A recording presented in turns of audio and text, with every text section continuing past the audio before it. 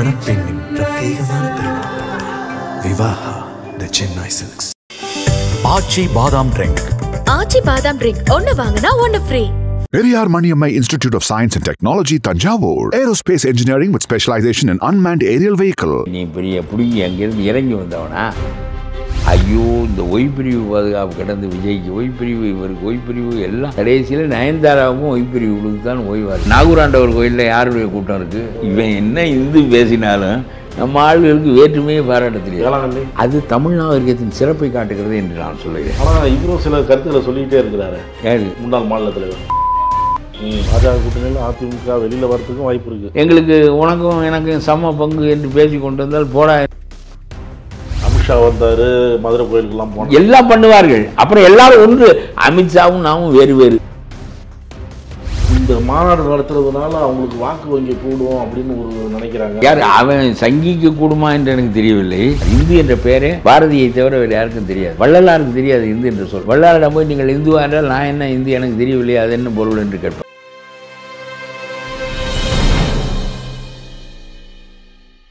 நக்கீரன் நேயர்களுக்கு வணக்கம். இன்று நம்முடன் கருத்துக்களை பகிர்ந்து கொள்ள இணைந்திருக்கிறார் தமிழ்நாடு தன்னுரிமை கழகத்தின் தலைவர் பழ கருப்பையா அவர்கள். வணக்கம் சார். முருகன் மாநாடு ஏற்பாடு பண்ணிட்டு இருக்காங்க. அதுக்கு ஆதரவும் ஒரு பக்கம், அது பாஜகக்காரங்க, அந்த கூட்டணி கட்சிக்காரங்களாம் ஆதரவு. யோகி வராரு, பவன் கல்யாண் வராரு அப்படிங்கிறாங்க. இன்னொரு பக்கம் யோகி என்னைக்கு முருகனை கும்பிட்டாரு, அதேதான் அவர் இந்த மாநாட்டுக்கு எதுக்கு வராரு அப்படிங்கிறாங்க. இது எப்படி பார்க்க? அது சரியானது தான். அதாவது போன நூற்றாண்டில் தான் இந்து என்ற மதமே ஏற்பட்டது, 19ஆம் நூற்றாண்டில். இப்போ 21, 19ஆம் நூற்றாண்டில் தான் ஏற்பட்டது. சுதந்திர இயக்கத்தை வலிமைப்படுத்தி நடத்துவதற்கு இந்த மக்கள் முழுவதையும் கணேசரின் பெயரால், வேறு பலரை பேரின் பெயரால் ஒன்று திரட்டினால் திலகர். அவர்களெல்லாம் இந்து மதத்தினுடைய கன்சாலிடேஷன் மூலமாக சுதந்திர போராட்டத்தை நடத்த நினைத்தார்கள். அதனாலே முஸ்லீம்கள் வெளியே நின்றார்கள். காந்தி அதை உடைத்து, இது இந்து முஸ்லீம் என்ற பிரிவினை இல்லை, இந்தியர்கள் எல்லோரும் இதில் பங்கு கொள்ள வேண்டும் என்ற நிலையை அவர் தான் ஏற்படுத்தினார். அதற்கு பிறகுதான் சமயச்சார்பின்மை வந்தது. திலகருடைய சிந்தனையின் வடிவம்தான் சவர்கார். இது இந்து ராஷ்டிரா. அவர் தான் சொன்னார். இந்து என்ற பெயரே பாரதியை தவிர வேறு யாருக்கும் தெரியாது. வள்ளலாருக்கு தெரியாது இந்து என்று சொல். வள்ளலாரிடம் போய் நீங்கள் இந்துவா என்றால் நான் என்ன இந்து எனக்கு தெரியவில்லையே, அது என்ன பொருள் என்று கேட்பார். ஆனால் பாரதிக்கு தான் அது தெரிந்திருந்தது.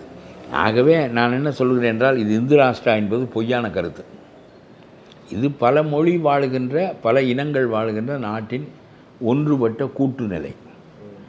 இன்றைய உலக போக்குக்கு ஏற்ப இந்தியா ஒன்றாக இருப்பது சிறந்தது என்பது நம்முடைய கருத்து. அவ்வளவுதானே தவிர இது இந்து ராஷ்டிராவும் இல்லை, இது முஸ்லீம்களுக்கு மாற்றான நாடும் இல்லை. அது தப்பானது. இந்த கருத்தினாலே தான் இந்த பிரிவினை ஏற்பட்டது. முஸ்லீம்கள் வெளியேறினார்கள். அது ஒரு பக்கம் இருக்கட்டும். ஆகவே இந்து என்ற ஒரு மதமே இல்லை. இந்து மதம் என்பது சமக்கிருத மதம், வேதத்தை முதன்மையாக கொண்டது, பார்ப்பனர்களின் ஆதிக்கத்தை உடையது. அதுதான் இந்து மதம். அதை பாரதி வரையிலும் பாடுகிறார். சரி, எனக்கு அதில் மறுப்பில்லை. திலகர் பாடுகிறார், வாவிய சையர் கொண்டாடுகிறார். அதெல்லாம் அது பிராமண மதம். இந்து மதம் என்பது பிராமண மதம். வடநாட்டில் இருப்பவர்களுக்கு தனி மெய்யியல் கிடையாது. ஆகவே வேதம் என்ன சொல்கிறது, உபநிடதம் என்ன சொல்கிறது, கீதை என்ன சொல்கிறது என்பதைத்தான் இந்தியத்துக்கு வடக்கே உள்ள மக்களெல்லாம் கண்டு வாழ்ந்த காரணத்தினாலும், சமக்கிருதத்தின் வழியே தான் அந்த மொழிகளெல்லாம் பிறந்த காரணத்தினாலும், பார்ப்பனர் அல்லாத போன்றவர்களும் கூட அந்த மதத்தை, பார்ப்பன மதத்தின் மேலாண்மையை கடைபிடித்தார்கள். ஆனால் தமிழன் அதற்கு முன்னாலேயே மெய்யியல் கருத்து உடையவன், சங்க காலத்திலிருந்து மெய்யியல் கருத்து உடையவன். ஆகவே இங்கே இவனுக்கு தனி மதம் சைவம், வைணவம், குலதெய்வ வழிபாடு, முன்னோர் வழிபாடு, இதுதான் இவனுடைய வழிபாட்டு நிலைகள். இவைத்தான் நம்முடைய இலக்கியங்கள் சொல்லுகின்றன. அது ஒரு பக்கம் இருக்கட்டும். இந்த நிலையில் நம்மை இந்துவாக சுதந்திர போராட்டத்தின் போது ஆக்கிவிட்டார்கள். இப்பொழுது எந்த பார்ப்பன மதத்தை ஓட்டினாரோ பெரியார், அது அவர் காலத்தில் ஓய்ந்து பிறகு இப்பொழுது முப்படைகளின் துணையோடு உள்ளே வருகிறது மோடியினுடைய தலைமையில். ஆகவே மறுபடியும் பிராமணத்துவத்தினுடைய பிடிக்குள் இந்தியாவே வந்து விட்டது. நீங்கள் தமிழ்நாட்டை மீட்டெடுத்து விடுவோம் என்று நினைத்தீர்கள். இந்தியா முழுவதும் பிராமணத்தினுடைய பிடிக்குள் வந்து விட்டது. சரி, இப்போ இன்றைக்கி அவங்க மாநாடு, முருகன் மாநாடு நடத்தணுங்கிற அவசியம் அவங்களுக்கு என்ன வந்தது? அதாவது அவனுடைய மதமே பார்ப்பனிய மேலாண்மை. இந்து மேலாண்மை என்பது பார்ப்பனிய மேலாண்மை, சமக்கிருதத்தின் மேலாண்மை. இதை வடநாடு போற்றுகிறது. அது தமிழ்நாட்டு பார்ப்பனர்களுக்கும் வசதியானது தான். இங்கே உள்ள இந்த கட்சி அது அவர்களுக்காக உள்ள கட்சி தான். பார்ப்பனிய மேலாண்மையை ஏற்றுக்கொண்ட கட்சி தான் சங்கிகள் கட்சி. சங்கிகள் கட்சி, ஆர்எஸ்எஸ். அதனாலே அவர்கள் என்ன நினைக்கிறார்கள், அவன் என்ன பாஜக என்ன சொல்லுது, நாங்களாம் நடத்துகிறோம், அந்த இந்து முன்னணியை அவங்க நடத்துகிறாங்க அப்படிங்கிறாங்க. அது வேறு நம்முடைய ஆட்களையும் அதில் சேர்க்கிறார்கள். இப்பொழுது முன்பெல்லாம் சேர்க்க முடியாது. நீ இந்து இல்லை என்று சொல், தமிழன் இந்து இல்லை என்று சொல். இந்த இந்து மதத்தை ஓக்காத வரையிலும் இந்த சங்கிகள் இப்பொழுது முருகனை கையில் எடுத்து இந்துவாக ஆக்குவார்கள். சங்கிகள் இப்பொழுது முருகனை தமிழ் கடவுள் நிலையிலிருந்து இந்து சமய கடவுளாக ஆக்கிவிட்டார்கள். இந்து சமய கடவுள் என்பது பார்ப்பனிய மேலாண்மை கடவுள். அதுதான். ஆகவே நமக்கு பிராமணனோடு என்ன பகை என்றால் அவன ஒரே ஒரு கெட்ட குணம். அதாவது தமிழ் கடவுளை வந்து இந்து கடவுளாக மாற்றுறாங்க அப்படின்னு சொல்கிறீங்க. அவங்க ஏற்றுவாங்களா? வருமானத்திலாம் ஏற்றுவாங்களா? யார் வடநாட்டில் எதுக்க மாட்டான். நம்மளை இந்து மதத்தை ஏற்றுக்க வைக்கிறான்ல, நம்மளை கவுக்குறான்ல, நம்ம இந்துவாயிடுறோம்ல. ஓ, நம்ம முருகன் இந்து கடவுள் தான், ஆகவே நம்மளை இந்து தான் என்று கருதினால் நாம் பார்ப்பனுடைய செருப்பை துடைப்பதற்காக ஏற்பட்ட சமூகம் என்ற கருத்து உனக்கு விளங்காது. பார்ப்பனிய மேலாண்மை, இந்து மதத்தின் சாரம் என்பது பார்ப்பனிய மேலாண்மை. அதை ஒழிக்க வேண்டுமென்றால் அப்புறம் இந்து என்று நீ ஒப்புக்கொண்டால் அதை ஒழிக்க முடியாது. தமிழ் கடவுள்கள் பற்றிலாம் சொல்கிறீங்க. தமிழ் கடவுள்களுக்கு அது ஒரு பாரம்பரியம் இருக்குது, அதுக்கு ஒரு வரலாறு இருக்குலாம் சொல்கிறீங்க. இதுக்கு எதிரான ஒரு கலாச்சாரம் அங்கே வந்து நுழையிறதுக்கு என்ன காரணம்? அது இந்தியா ஒற்றுமையாகிவிட்டது. இந்திய விடுதலை போராட்ட காலத்தில் நம்ம இந்துவாக ஆக்கி இந்த போராட்டத்தை ஒற்றுமைப்படுத்திய போது இதை மறுத்து பேசுவதற்கு தெரியவில்லை. நாம் இந்துக்களாக ஆகிவிட்டோம். பிறகு அவனுடைய மேலாண்மைக்குள் நாம் வந்து விட்டோம். அது சமக்கிருத மேலாண்மையாகவும் ஆகி இங்கே வந்து இப்போ பாருங்கள், நம்முடைய கடவுள்களை எல்லாம் இந்து கடவுளாக ஆக்கி கொண்டு முஸ்லீம் எதிர்ப்புக்கும் கிறிஸ்துவ எதிர்ப்புக்கும் பயன்படுத்துகிறார். நமக்கு அந்த பழக்கம் கிடையாது. அமித்ஷா வந்தார், மதுரை கோயிலுக்கெல்லாம் போனார், எல்லாம் பண்ணுவார்கள். அப்புறம் எல்லாரும் ஒன்று, அமித்ஷாவும் நாமும் வேறு வேறு, ஆனால் நாம் இந்தியன் என்ற முறையில் ஒன்றாக இருப்போம். இனத்தால் நீ வேறு நான் வேறு, நான் தமிழினம் நீ வடநாட்டினம், நீ நானும் ஒன்றில்லை. இந்தியா என்ற ஒரு பெரிய நாடு, சோவியத் நாடு எப்படி இணைந்திருந்ததோ அதுபோல் சோவியத் நாடு பல வகையான மக்களை கொண்டு இணைந்திருந்தது போல நாமும் இந்தியாவிலே பல வகையான மக்கள் இணைந்திருப்போம். இந்திய ஒருமைப்பாடு வேண்டும். சீனாவை எதிர்ப்பதற்கு பலம் வேண்டும். பெரிய வர்த்தகம் செய்வதற்கு பெரிய நாடு வேண்டும். உங்களுடைய நதிநீரை எங்களோடு பகிர்ந்து கொள்வாய் என்ற ஏக்கத்திலும் நாங்கள் இந்தியர்களாக இருப்பதற்கு உடன்படுகிறோம். இந்த 3 காரணத்திற்காகத்தான் இந்தியா இருக்க வேண்டும். இப்போ அமித்ஷா மதுரை கோயிலுக்கு வந்தார்ல, இப்போ முருகன் மாநாடு சிறப்பாக நடத்தணும்லாம் சொல்கிறாரு. அப்போ அவர் வந்தது ஒரு பார்வையாளராக வந்து வராரு. அது இஸ்லாம் எதிர்ப்பை அடிப்படையாக அவர்களுக்குள்ள நான் சொல்கிறேன். அந்த சிக்கந்தர் மலை என்று ஒரு மலை இருக்கிறது திருப்பரங்குன்றத்தில். நம்முடைய ஆட்கள் பழைய காலத்தில் அது முருகனுடைய மலை தான். அது 3000 ஆண்டுகளாக முருகனுக்கு திருமுருகாற்றுப்படை பாடிய களம். அது முருகனுடைய களம்தான். மலைதோறும் குடிகொள்கிறவன் முருகன் தான். சரியா? ஆகவே அது முருகனுடைய மலை தான். பின்னால் சிக்கந்தர் என்ற ஒரு மன்னர், அதெல்லாம் 12, 13ஆம் நூற்றாண்டுகளில் மாலிகாப்பூர்லாம் வந்த பிறகு வந்த ஒரு மன்னர் அங்கே தோற்று இறந்து விடுகிறார். பிறகு அந்த இடத்திலேயே அவருக்கு சமாதி வைக்கிறார்கள்.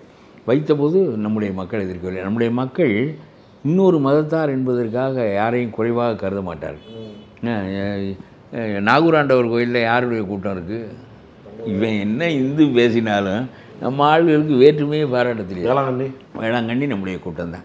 அது தமிழ் நாகரிகத்தின் சிறப்பை காட்டுகிறது என்று நான் சொல்கிறேன். மாற்று மதத்தை முஸ்லீம்கள் நம்முடைய கோயிலுக்கு வரமாட்டார்கள், ஆறாம் என்று சொல்வார்கள். நாம் அவருடைய கோயிலுக்கு போவோம், அவருடைய சாமியை வணங்குவோம், அவர்கள் அடங்கிய இடத்தை வழிபடுவோம். என்ன அதே போல் வேளாங்கண்ணிக்கு போவோம். மேரி மரியமாகி விடுவாள், நமக்கு மரியம்மை ஆகி விடுவாள், நமக்கும் தாயாக ஆகி விடுவாள். அதெல்லாம் வேற்றுமையே கிடையாது. என்னுடைய தாயாரெல்லாம் காசு முடிந்து வைப்பார்கள் நாகூராண்டவருக்கு. பிள்ளைக்கு உடல்நலம் இல்லை என்றால் ரூபாய் முடிந்து வைத்து முஸ்லீம்களிடம் கொடுத்து அந்த உண்டியலில் சேர்க்க சொல்வார்கள். அது வேற்று கடவுள் என்றே அவர்களுக்கு தெரியாது.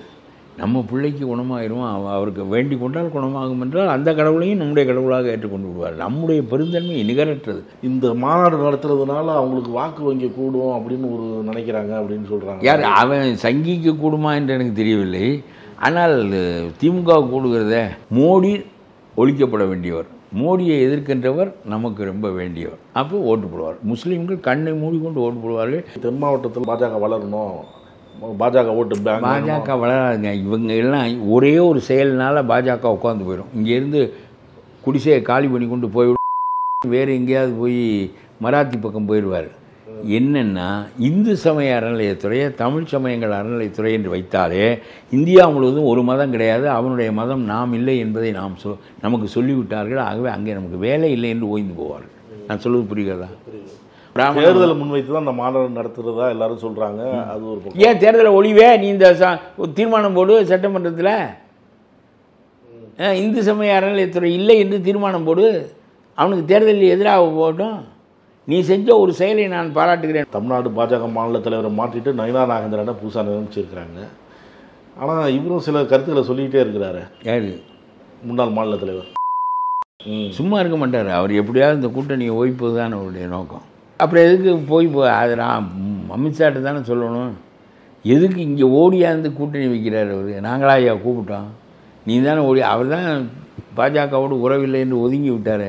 அவரை இல்லை இல்லை வா வா என்றால் இந்த முஸ்லீம்களும் வரமாட்டேன் என்கிறார்கள். பிறகு நொந்து போனார் எடப்பாடி. முஸ்லீமும் வரமாட்டேன், அப்புறம் இவனையும் வேண்டாம் என்று எதற்கு சொல்ல வேண்டும் என்கின்ற கருத்து அவருக்கு ஏற்படுவது. அமித்ஷா முதல்ல வந்தார், அதிமுக கூட்டணி வச்சார். அடுத்த தடவை வந்தார், சில கட்சிகள் வரும் அப்படிங்கிறப்ப தான் பாமகவில் இப்படி பிரச்சனை ஆகிடுச்சு. தேமுதிக தான் நாங்கள் ஜனவரி மாதம் சொல்லுவோம்னு சொல்லிட்டாங்க. இப்போ அதிமுக பாஜக கூட்டணி நீடிக்குமா, தேர்தலை சந்திக்குமா, இல்லை இந்த கூட்டணியில் மேலும் சில கட்சிகள் வருமா? இல்லை, வரக்கூடும். வேறு வழி இல்லை. எல்லா மாறுதல்களும் அரசியலில் நடக்கும், எல்லா விந்தைகளும் நடக்கும்.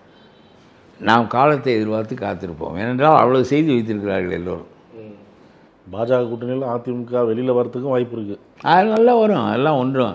இப்படியே பேசி கொண்டு வந்தால் எங்களுக்கு உனக்கும் எனக்கும் சம பங்கு என்று பேசி கொண்டு வந்தால் போடா என்று சொல்லிவிட்டு வெளியே என்ன பூனையும் புலியும் ஒன்று என்பான், ஆணையும் பூனையும் ஒன்று என்பான், எல்லாம் சொல்லுவான். போடா வெளியே என்று சொல்லி இவ்வளோ பேசும்போது எடப்பாடி ஒரு பதிலடி கொடுக்காம அமைதியாக இருக்கிறார். இல்லை, என்ன இதை எதுக்கு பொருட்படுத்த வேண்டும்? எனக்கே பேசாமல் இருக்க வேண்டும் தான் தோன்றும். அதாவது இதற்கு எதுக்கு பதிலடி கொடுக்க வேண்டும்? வேண்டாம் என்று சொன்னால் ஒரு நாளைக்கு அத்து விட்டு போனால் முடிந்தது. அதாவது ரொம்ப முறையாக இல்லையே. என்ன சும்மா ஒரு கூட்டணி சேர்ந்தா என்றால் வாயை மூடி கொண்டிருக்காமல் உனக்கு ஒரு சீட்டு எனக்கு ஒரு சீட்டு. என்ன பெரிய நீ பெரிய பிடுங்கி அங்கேருந்து இறங்கி வந்தவனா? உனக்கு என்ன இது? தொங்கி எங்களை கூப்பிட்டு கூட்டணி சேர்க்கிறாய், அப்புறம் மறுபடியும் இந்த பேச்செல்லாம் பேசிக்கொண்டே இருந்தால் நோக்கம் இந்த கூட்டணி நிலைபெறக்கூடாது என்பது. ஆகவே அது அமித்ஷா விரும்பி அவரால் இவரை கட்டுப்படுத்த முடியவில்லை. இவருக்கு ஒய்பிரிவு பாதுகாப்பெல்லாம் கொடுக்குறாரு. ஐயோ, இந்த ஒய்பிரிவு பாதுகாப்பு கிடந்து விஜய்க்கு ஒய்பிரிவு, இவருக்கு ஒய்பிரிவு, எல்லாம் கடைசியில் நயன்தாராவுக்கும் ஒய்பிரிவு கொடுத்து தான் ஓய்வார். விஜய்ன்னு சொன்னது ஞாபகம் வருது. நாங்கள் தமிழக வெற்றி கழகத்தில் பேச்சுவார்த்தை நடத்தலை அப்படிங்கிறார் ராமதாஸ். யாரோட? விஜய் கட்சியோட பேச்சுவார்த்தை நடத்தலைங்கிறார். இல்லை, இருக்கும், வரும். நாள் ரொம்ப இருக்கிறது, நாம் போக வேண்டிய தொலைவு ரொம்ப இருக்கிறது. 10 மாதம் 12 மாதம் இருக்கிறது. அதற்குள்ள 1000 மாறுதல்கள் நிகழும். 26. ஆமாம், எல்லாம் அவனை எல்லாத்தையும் வைத்துக்கொண்டு காலத்தை எதிர்பார்த்து காத்திருக்கிறானோ என்ற எண்ணம். ஆனால் என்ன இருந்தாலும் அவனால் இதையெல்லாம் செய்ய முடியுமே தவிர ஆட்சிக்கு அவன் வர முடியாது. தமிழ் ஆட்கள் தான் வருவார்கள். பல்வேறு கருத்துக்களை பகிர்ந்து நக்கீரன் டிவிக்கு சப்ஸ்கிரைப் செய்யுங்கள். உங்கள் ஆதரவே எங்கள் பலம். ஆசிரியர்களுக்கு நண்பனாகவும் மாணவர்களுக்கு ஆசானாகவும் திகழும் தேர்வு வழிகாட்டி. ஒவ்வொரு பாடத்திற்கும் அனுபவமிக்க ஆசிரியர்களின் துல்லியமான தெளிவான விடைகள். CNC இருக்கு, தேர்வு பயம் எதற்கு? இது தீரன் பப்ளிஷிங் ஹவுஸ் விற்பனை வெளியீடு.